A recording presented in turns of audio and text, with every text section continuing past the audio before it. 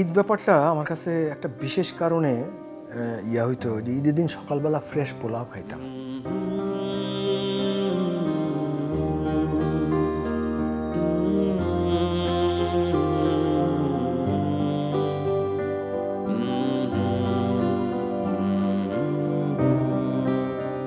সময় টেলিভিশনের ঈদ আড্ডায় আপনাদের সবাইকে স্বাগত জানাচ্ছি। আমি নিয়াজ শুভ। আজকে আমার অতিথি বাংলাদেশের স্বাধীন চলচ্চিত্র নির্মাতা কামার আহমদ সাইমন। ঈদ আসলে সিনেমা মুক্তির হিড়িক পড়ে যায়, তো সেই জায়গা থেকে নির্মাতারাও ঈদকে কেন্দ্র করে সিনেমা বানানোর চিন্তা করে। আপনি সেখানে একটু পিছিয়ে কেন?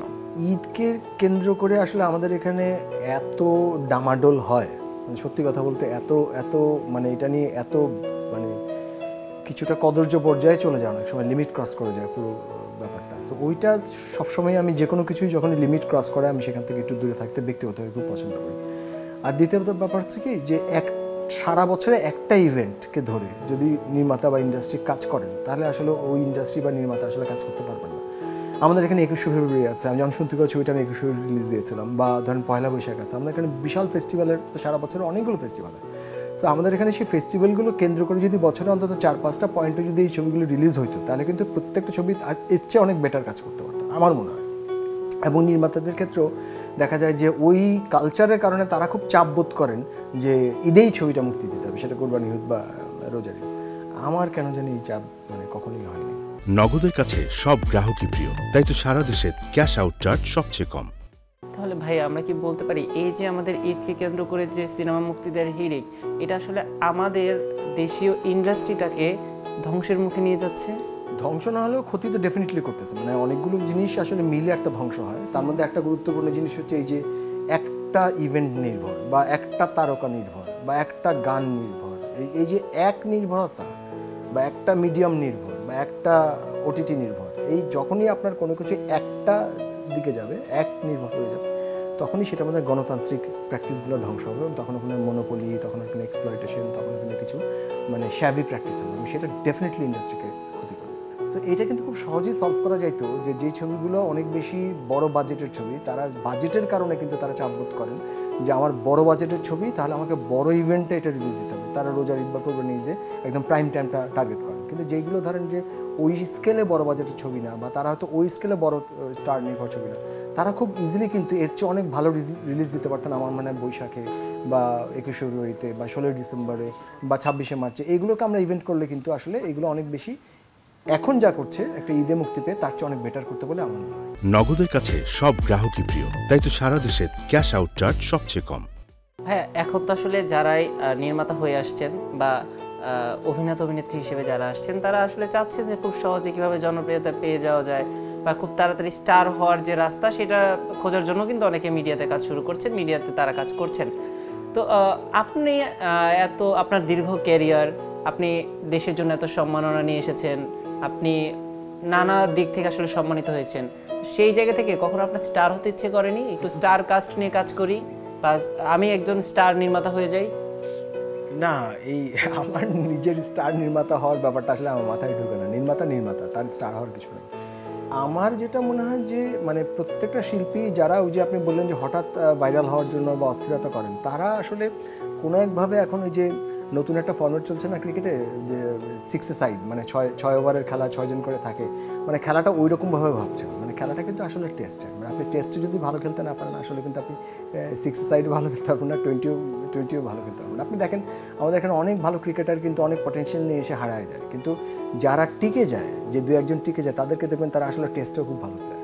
সো এই লং রেসের ঘোড়া যেটাকে বলে না, মানে লং রেস হর্স, মানে লং যারা দূরেরটা দেখতে না পাবে তারা ভাইরাল হবে। হয়তো ভাইরাল হওয়াটা তো আসলে এখন আসলে ঠিক সেটা তারকার উপরে ডিপেন্ড করে না।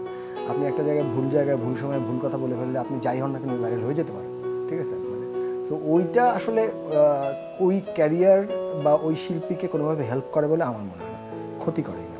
এই যে যারা সাময়িক তারকা খ্যাতির জন্য কাজ করছে বা চটজলদি তারকা হয়ে যাওয়ার জন্য নানা চটকদার কাজ করছে, বা এখন মিডিয়া ইন্ডাস্ট্রিতে আসলে যেভাবে কাজ হচ্ছে, একজন নির্মাতার জায়গা থেকে তাদের জন্য আপনার পরামর্শ কি থাকবে? তাদের জন্য আসলে আমার খুব মায়া হয়, মানে তারা কিন্তু এটা নিজেরা যে খুব কনসিয়াসলি সচেতনভাবে বা ইচ্ছাকৃতভাবে এটা করছেন তা না, হাওয়াটা এটা চলছে। তাহলে প্রশ্ন হচ্ছে হাওয়াটা এটা কেন চলছে, বা এই হাওয়া চললে কার লাভ হচ্ছে? যে হঠাৎ করে একদিন ভাইরাল হয়ে পরদিন ভুলে যাচ্ছে মানুষ, তার তো নিশ্চয়ই লাভ হচ্ছে না। কিন্তু এরকম প্রতিদিন একটা করে ভাইরাল দিয়ে নিশ্চয়ই মিডিয়ার কেউ না কেউ লাভবান হচ্ছে। তাহলে প্রশ্নটা তাদের দিকে বরঞ্চ আমি ঘুরাই দিতে চাই যে এইখানে যতটা না ভাইরালের প্রতি মানুষের এক ধরনের ক্ষুধা কাজ করে, তার চেয়ে বেশি মিডিয়ারও একটা রেসপন্সিবিলিটি এবং রেসপন্সিবিলিটির প্রশ্ন আসে। কিন্তু যে যারা কাজগুলো করছেন তারাও নিজেদের ওই জায়গাগুলোকে মানুষ প্রশ্ন করা উচিত যে আমি আজকে এই মুহূর্তে একটা ঘটনার জন্য, একটা ভাইরালের জন্য বা একটা ক্লিপের জন্য এই কাজটা করলাম ঠিকই, কিন্তু আলটিমেটলি এটা কিন্তু পুরো ট্রেন্ডটা চেঞ্জ করে দেয়। আমাদের এখানে মিডিয়া কিন্তু অনেক কিছু খুবই অবজেকশনেবল আমরা যখন তখন টেলিভিশনে দেখি। কিন্তু আমরা মরা লাশ দেখি, আমরা টুকরা হওয়া লাশ দেখি, দুপুরে আমি খাবার টেবিলে বসে খবর দেখতে দেখতে আমি বিভৎস সব চিত্র দেখি। এটা তো পৃথিবীর আর কোনো মিডিয়াতে মনে হয় না এই কালচারগুলো আছে। তো এই কালচারগুলো তো নিশ্চয়ই অল্প অল্প করে আমরা সবাই মিলেই তৈরি করছি। তো এইগুলো নিয়ে বরঞ্চ যারা তৈরি করছেন তাদের বরঞ্চ আমি প্রশ্নটা ফিরাই দিতে চাই যে ভাইরালকে দায়ী না করে আমরা বরঞ্চ এই সিস্টেমটাকে প্রশ্ন করতে চাই। আপনি দেখেন যে আমি দেশের উদাহরণ দিলে তো অনেক ঝামেলা হবে, আমি বিদেশের একটা উদাহরণ দিই। এই যে পঙ্কজ ত্রিপাঠী বলে একজন অ্যাক্টর, এত জনপ্রিয় ওটিটি থেকে সব জায়গায়, উনি দেখবেন এত রকম কাজ করেন, কিন্তু উনার যে গুরু যার দ্বারা উনি সবচেয়ে বেশি ইন্সপায়ার্ড, মনোজ বাজপেয়ী, উনি কিন্তু খুবই সিলেক্টিভ কাজ করেন। যে কারণে পঙ্কজ ত্রিপাঠী অলরেডি টাইপড হয়ে গেছে, মনোজ বাজপেয়ী কিন্তু প্রত্যেকবার নিজেকে ডিসকভার করতেছে। অথচ পঙ্কজ ত্রিপাঠীর কাছে মনোজ বাজপেয়ী একজন গুরুতুল্য ছিল, যে কিনা কোনো একটা ঘটনায় কোনো একটা হোটেলে চাকরি করা অবস্থায় মনোজ বাজপেয়ী হোটেলে আসছিলেন, তার স্যান্ডেলটা চুরি করে নিয়ে গেছিলেন, গুরুর স্যান্ডেল পায়ে মাথায় দিয়ে ঘুরবেন বলে। এতটা রেসপেক্টের সম্পর্ক। তাহলে এই রেসপেক্টের সম্পর্কে গুরুমুখী বিদ্যায় সে কিন্তু ওই যে গড্ডালিকা প্রবাহে ঢুকে যাচ্ছে, সে কিন্তু ফরম্যাটে পড়ে গেছে, তাকে কিন্তু আমি একটা টাইপ কাজ পাচ্ছি। আপনি যদি 83 বলে যে কপিল দেবের নাম বানানো যে বিখ্যাত ছবিটা, সেটা দেখেন, ওটা দেখবেন পঙ্কজ ত্রিপাঠী এমন একটা রোল করতেছেন যে রোলটা আসলে উনি প্রায় সব ছবিতেই করেন। মানে পঙ্কজ দেব কিন্তু অনেকগুলো ক্যারেক্টার খুব অসাধারণ কাজ করছেন। তো সেই ক্যারেক্টারগুলো কিন্তু উনি আর অপেক্ষা করেন। বাংলাদেশেও তো এই ঘটনাটা ঘটতেছে যে আপনি টাইপকাস্ট হবেন নাকি আপনি নিজে প্রতিবার নিজেকে ভাঙবেন। এটা কিন্তু আর্টিস্টকেও আবার সিলেক্টিভ হতে হয়, তাকেও একটা ব্রেক দিতে হয়। মানে যেটা আমাদের এখানে আমি কারো নাম না নিয়েই বললাম যে এখানে অনেকেই যারা ব্রেক দিচ্ছেন তারা ডিফারেন্ট কিছু করতে পারছেন, যারা ব্রেক দিচ্ছেন না তারা ফরম্যাটে পড়ে যাচ্ছেন। আমি একাধিক শিল্পী এবার আমি আইডেন্টিফাই করলাম যে জাস্ট ফরম্যাট হয়ে গেছে। আমি তো প্রায় 18টা ছবি দেখলাম এবার জুড়িতে। আপনার তো জন্ম বেড়ে ওঠা পুরান ঢাকায়, আপনার পরিবারও আমি যতটুকু জানি যে আসলে একটু কনজারভেটিভ ছিল। তো সেই জায়গা থেকে এই যে ট্র্যাক চেঞ্জ করে আপনি একদম অন্য রাস্তায় চলে এলেন, একটু আপনার ছোট বেলার সেই স্মৃতিগুলো বা ছোট থেকে বড় হওয়ার স্মৃতিটা একটু জানতে চাই, তারপর আমরা ট্র্যাক চেঞ্জ একটু কথা বলবো। না, আমি একটা বিশাল একান্নবর্তী পরিবারে জন্মগ্রহণ করছিলাম। সেখানে রক্ষণশীলতাও ছিল, আবার উদারবাদও ছিল। মানে it was A mix of everything. মানে আমাদের বাড়িতে অ্যাভারেজে 20-25-30 জনের রান্না হইতো প্রতিদিন। আমাদের 5টা চাচা ছিল বাবার, এবং ফুপু ছিল 5টা, এবং তাদের কাজিন মিলায় বোধহয় 40-45টা কাজিন। আমাদের কোনো একটা ছোটো ইভেন্ট হইলে আমাদের 60-70 জন হয়ে যেত। মানে কিছুই না, হয়তো কেউ একজন কেক কাটতে আসছে। তো এরকম মানে গ্যাদারিংটা আমাদের ওখানে একটা কালচার ছিল, রান্নার একটা কালচার ছিল। মজমা বসতো, বুঝতে পারছেন, নানান তরিকার, নানান মতের লোক, নানান পথে বসে আমরা খুব আড্ডা। আমাদের বিভিন্ন এজ গ্রুপ ছিল, যে এই ঘরে হয়তো এই এজ গ্রুপ আড্ডা মারতেছে, ওই ঘরে এই এজ গ্রুপ আড্ডা মারতেছে। বুজুর্গ ছিল, বুজুর্গরা আবার তাদের পাশ দিয়ে আবার কেউ হাঁটা যেত না। নানা রকম আদব সহবতের একটা অদ্ভুত পরিবেশ ছিল। আমার কাছে ওই সময়টা আমার জীবনের শ্রেষ্ঠ সময় মনে হয়। এখন মনে হয় যে আমার মধ্যে নানান রকম কমপ্লেক্সিটি, নানা রকম ডুয়ালিটি, নানা রকম কনফ্লিক্টিং যে প্রশ্নগুলোকে যে আমি অ্যাড্রেস করার চেষ্টা করি, সেটার মেইন ফান্ডামেন্টাল বেসটা সম্ভবত ওই বাড়িটাতেই হয়েছে। এবং ওই বাড়িটাতে মানে আমার যতগুলো প্রজন্ম ছিল বা যারা ছিল, তাতে প্রত্যেকেরই কোনো না কোনোভাবে আমার উপর কন্ট্রিবিউশন অবশ্যই আছে। যেখানে পারিবারিক একটা ছোট প্রোগ্রামেই এত মানুষের একটা সমাগম হয়ে যায়, সেই জায়গায় যে ঈদের মতো উৎসব, সেই সময়গুলো কেমন ছিল আপনাদের? ঈদ আসলে আমাদের এখানে 1-2 দিন হইতো না। আমাদের এখানে ঈদ হইতো 5 দিন 7 দিন ধরে। মানে কোরবানি ঈদ তো মহরম পর্যন্ত চলতো। কোরবানি ঈদের কয়েকদিন পরে মহরম না, তো কোরবানি ঈদের মাংস জাল দেওয়া এটা চলতে থাকতো। আগে তো ঠিক এই বিশাল সাইজের ফ্রিজের কালচারও ছিল না। বিশাল বিশাল ডেকচিতে ধরেন যে 7 দিন 8 দিন ধরে মাংস শুধু একটু হালকা জাল দিয়ে হলুদ দিয়ে ওটা রেখে দেওয়া হতো। তো এই ব্যাপারগুলো ছিল। প্লাস মহরমের সময় দেখা যেত আমাদের বাড়ির সামনে দিয়ে আপনার মহরমের যে তাজিয়ার মিছিল, ওটা প্রায় 3টা মিছিল হতো। একটা ভোর রাত্রে হয়তো 3:30টার সময়, একটা বোধহয় সকালবেলা হয়তো সন্ধ্যার সময় হয়তো, আরেকটা পরদিন সকালবেলা মেন মিছিলটা হতো। 3টা মিছিলে আমার বাড়ির উপর দিয়ে যাইতো। তো যে কারণে আমাদের যত কাজিন টাজিনরা থাকতো তারা তো সব আসতোই, এমনকি আমাদের বাড়ির আশেপাশে যে পিছন দিকের যে বাড়িগুলো যারা সরাসরি রাস্তাটা দেখতে পারতো না তারা সব আমাদের বাসার ছাদে এসে দেখতো। তো এইটা একটা আমি বড় হয়েছি একটা ফেস্টিভ্যালের মধ্যে বলতে পারেন, মানে it was a festival for me. এর জন্য কিন্তু এখনো আপনি ফেস্টিভ্যালে ঘুরছেন। হ্যাঁ, I feel very comfortable at festivals, এটা ঠিক। আমি একা একটু শাই ফিল করি, but at public I feel very comfortable. ভাইয়া, যেহেতু এখন ঈদের সময়, তো ঈদ নিয়ে তো আপনার আরও অনেক কিছু আমার জানতে ইচ্ছে করছে, যে ঈদের দিনটা সকালটা আপনার কিভাবে শুরু হতো, বা আমাদের থাকে না পছন্দের যে আমি মায়ের হাতের এই খাবারটা খেয়েই নামাজে যাব। ঈদ ব্যাপারটা আমার কাছে একটা বিশেষ কারণে হইতো যে ঈদের দিন সকালবেলা ফ্রেশ পোলাও খাইতাম।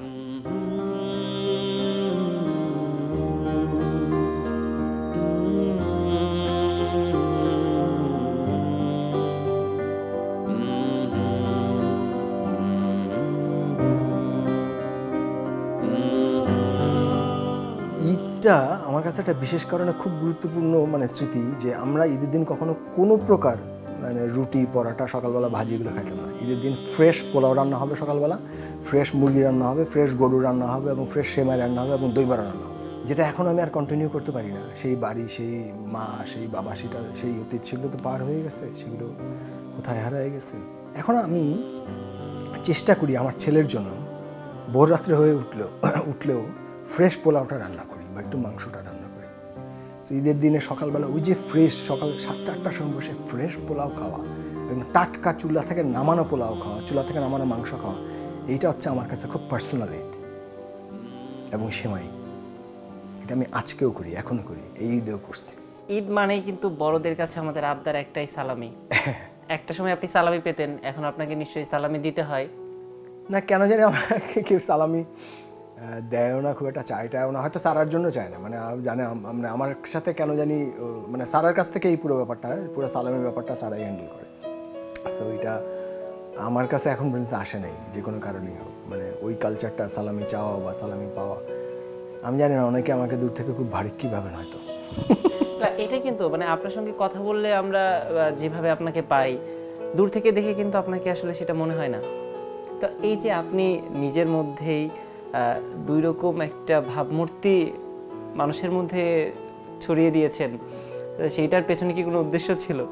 আমি ছড়াইনি প্রথমত, আর দ্বিতীয়ত হচ্ছে আমি এটা ইদানিং খুব ক্লিয়ার বুঝতে পারি পরিষ্কারভাবে যে সম্পূর্ণ দুইটা আইডেন্টিটি, এবং সম্ভবত এটা আমার আছেও দুইটা আইডেন্টিটি, এবং সেটা আমি ডিপ কারণ খুঁজতে গিয়ে যেটা পাইলাম যে আমার ভীষণ কিছু চাইল্ডহুড ট্রমা আছে, আমার কিছু চাইল্ডহুড সাইকোলজিক্যাল ট্রমা আছে, যে ট্রমাগুলো থেকে আমি এখনও রিকভার করতে পারিনি। কিন্তু ওই ট্রমাগুলোর কারণে আমার একটা ডিফেন্স লেয়ার তৈরি হয়েছে, যে ডিফেন্স লেয়ার আমি নিজেকে সবসময় প্রোটেক্ট করতে চাই, যে খুব বেশি ইমিডিয়েটলি অ্যাক্সেসিবল যাতে না হই, একটু যাতে ডিস্টেন্স থাকে, এই ব্যাপারটা যাতে আঘাত না পাই, মানে ডিস্টেন্স তৈরি করে জাস্ট আঘাত না পাই। কিন্তু আপনি যখন আমার ঘরে আসেন, আপনি তো এই নিয়ে বোধহয় 2 দিন আসলেন, মানে আমি ঘরে কিন্তু আমিই থাকি, মানে আপনি যখন আমার ঘরে আসতেন তখন কিন্তু আপনি আমার ঘরেই আসতেন, তখন আপনাকে পানি ঢেলে দেওয়াটা বা আপনাকে বসতে দেওয়াটা ওটা আমার দায়িত্বের মধ্যেই পড়ে, ওটা আমার সহবতের মধ্যেই পড়ে, আর বাইরেটা আসলে বাইরের আমি না। যারা আমরা আপনার ঘরে আসি তারা বুঝি যে আপনি গল্প করতে বা গল্প শোনাতে কতটা পছন্দ করেন, কিন্তু বাইরে থেকে দেখলে মনে হয় যে আসলে আপনি খুব রিজার্ভ, আপনি সেই অর্থে আসলে কথা বলেন না। তো ভাই, এই যে ঘরের প্রসঙ্গ আসলো, যে আপনার ঘরে যখনই আসি আমাকে কিছু বিষয় খুব মুগ্ধ করে, যে একটা মানুষ এত সুন্দর করে পরিপাটি করে সুন্দর করে সাজিয়ে রেখেছে, প্রত্যেকটা জিনিস আসলে একদম ঠিক জায়গায়। এই যে ইভেন আপনি যখন যে ফেস্টিভ্যালে গিয়েছেন সেইগুলোও কিন্তু আসলে আপনার ঘরে আসলে আমরা একটা গ্যালারি দেখতে পাই, সেটা আপনার সব নাই এখানে, সিনেমার পোস্টার থেকে শুরু করে অনেক কিছুই পাই। তো এই যে নিজের একটা গ্যালারি, এইটার পেছনের কেমন পরিশ্রম করতে হয়েছে আপনাকে? এটা আমি আপনার বাসা না বলে আপনার গ্যালারি বলতে আমার বেশি ভালো লাগছে। মানে পরিশ্রমের চেয়ে এটা আমার প্রয়োজন আসলে, মানে আমি আসলে এক ধরনের ভুলভুলাইয়ার মধ্যে থাকতে পছন্দ করি। সেটা কেমন? মানে নিজেকে এক ধরনের মানে ভুলায় রাখা, বুঝতে পারছেন, নিজের একটা জগৎ তৈরি করে ওর ভিতরে ডুব দিয়ে থাকা, মানে এই ভুলভুলাইয়ার থেকে বের হয়ে গেলেই তো আমাকে পৃথিবী ফেস করতে হবে, আমাকে অনেক রিজন ফেস করতে হবে, অনেক লজিক ফেস করতে হবে। তার চেয়ে আমি যদি নিজের মতো একটা জগৎ বানাই, নিজের মতো একটা বাচ্চা যেরকম তার নিজের একটা খেলনা নিয়ে খেলতে থাকে, আমি আমার স্টাডির মধ্যে বসে আমি আমার স্ক্রিপ্ট নিয়ে খেলতে থাকি, আমার লেখা নিয়ে খেলতে থাকি। সেটাকে নিজেকে পালানোর একটা মানে প্রয়োজন থেকে বানানো হয়ে থাকতে পারে বলতে পারেন। এই যে আমরা যেটা দেখছি ভাইয়া, সবকিছু কি আপনি নিজের হাতে সাজিয়েছেন? না না, এটা ইকুয়ালি, আমি বারবার সারার কথা বলছি, এটা ইকুয়ালি মানে দ্য হোল ডিজাইনটা আমার, মানে আমরা একসাথেই করছি। বাট হ্যাঁ, মানে বেসিক ডিজাইনটা তো ওইটুকু তো করতেই হয়। বাট হ্যাঁ, মানে আমরা আসলে খুব থাকতে পছন্দ করি, আমরা একটু নিজেদের মতো করে থাকতে পছন্দ করি। আপনি এখানে ছবি দেখছেন এর আগে, সে ছবিও আমরা আমাদের মতো করে দেখি, মানে আমরা দুম করে হঠাৎ করে একটা ছোট পর্দায় ছবি দেখি না। এটা কিন্তু আসলে রেয়ার যে আসলে একটা বাসার মধ্যে স্ক্রিনিং এর ব্যবস্থা, আমি থিয়েটারে ফিল পাচ্ছি বাসায় বসে। হ্যাঁ, এখানে কিন্তু পুরো 5.1 সাউন্ড সিস্টেম ডিজাইন হ্যাঁ। আছে, কিন্তু আপনি কিন্তু মানে পুরো 5.1 মোটামুটি এই স্পেসে পাবেন।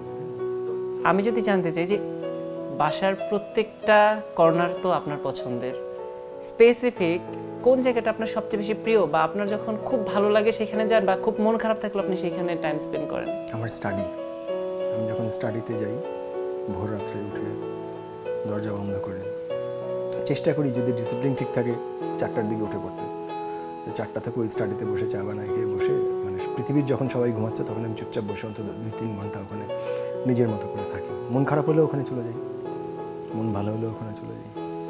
যদি আপনাকেই বলতে বলা হয় যে ব্যক্তি সাইমন কেমন, তাহলে আপনার উত্তর কি হবে? ব্যক্তি সাইমন খুব ভালনারেবল, খুবই ফ্র্যাজাইল। ঠিক যতটা স্ট্রং নির্মাতা কামার আহমেদ সাইমন, ঠিক তার উল্টোটা হচ্ছে ব্যক্তি সাইমন।